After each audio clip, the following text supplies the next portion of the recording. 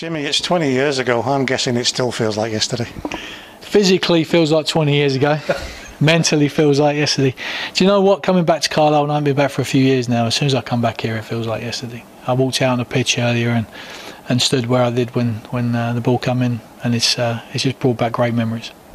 Does it still bring back the emotion and everything that you were feeling on the day of the game and afterwards?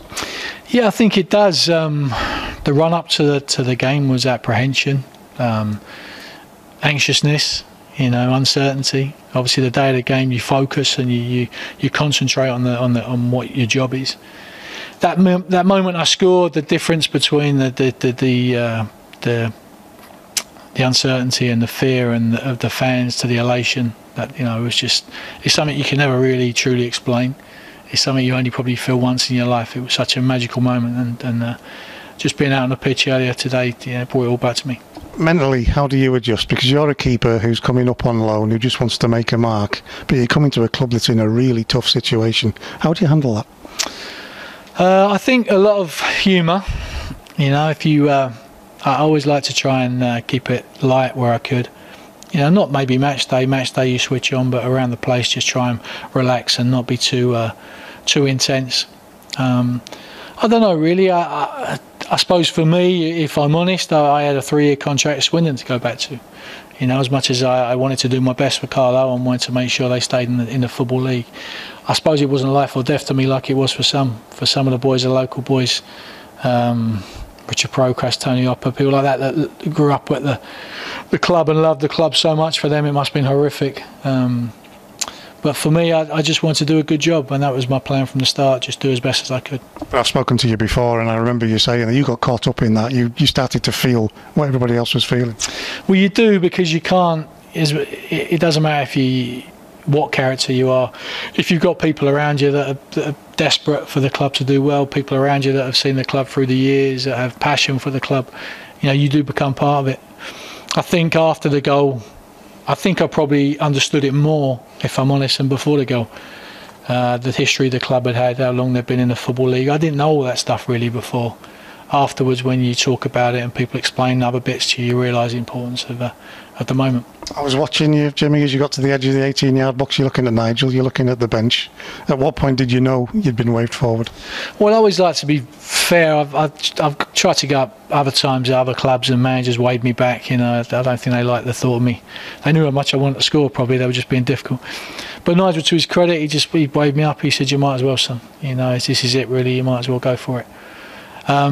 And so at that point, then you go into autopilot. You look for the corner. It hasn't been taken. That's what you hope. You hope Graham Anthony sees you running up the pitch. There's nothing worse than getting to the edge of the box. He wings the corner and you're nowhere near it. So fortunately, whether he saw me or not, the timing was right. Great header from Scott Dobie, and then it just fell to me off the keeper and bang. Did you realise at the time the enormity of what had just happened? No, I don't think so. Obviously, before the game, you got to win. So I knew at that point that we'd won the game. I didn't know what the score was, the Scarborough score.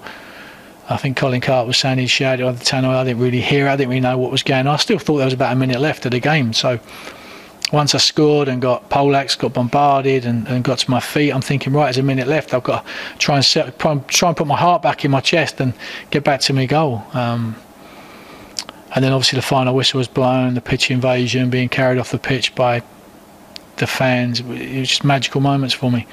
And then afterwards you understand really. Afterwards when the press and everyone wants to speak to you and that everybody, you see it in everyone's eyes. That's the difference. Some of these hard-nosed, hardened journalists that go around the country covering football, you see it in their eyes. They've got like a glazed over look, where they can't believe it. And I think things like that stick with me really. It is one of football's iconic moments, and it's you. Do you have to pinch yourself sometimes? Yeah, I do, and my life went a very different direction. Football for me afterwards didn't go well, and I fell out of football. I ended up working in an IT company, having a taxi business. A very, very, very different life to what I had as a footballer. But every now and again, I'd pick my phone up, I'd put the goal on, and I'd remember who I was and what I did. I think over the years it's helped me just remember that I was a footballer. My last few years been back in football, enjoying my time at Bournemouth, and now I think I really get to enjoy it, because for a long time it was all that I was achieving in football, so it kind of had a lot of pressure, the goal, for me to, but now it's just something I enjoy. And it sounds a horrible thing to say. It's been fascinating to hear you talk about other things that have happened in your life, and this is a moment that really you can look back on and think, yeah, that's maybe what it's all about. Yeah, definitely, because I love football. I always loved football. As a kid, I was out in the parks playing till the sun went down. As a young footballer, young professional footballer, I was the last one off the training pitch with great passion. I think that showed through in my performances. I think at the end, when football turned sour for me, I lost focus on that. I lost focus on what it was about, and probably didn't get to enjoy what I had achieved in football. But time away, reflecting on my career, reflecting on the things I probably could have done better, and then getting the chance to get back into football with Bournemouth, I always said if I ever get a chance to get back in it, I'll do it properly, and so far I have been. I'm really enjoying it, and it means the goal, and the goal, it's not my goal, it's the goal, it's football's goal, it's not mine. I'm a part of it, I get to enjoy it, I get the glory from it, but it's football but owns the goal, really, not me. Just finally, Jimmy, do you ever get sick of talking about it? Fortunately not.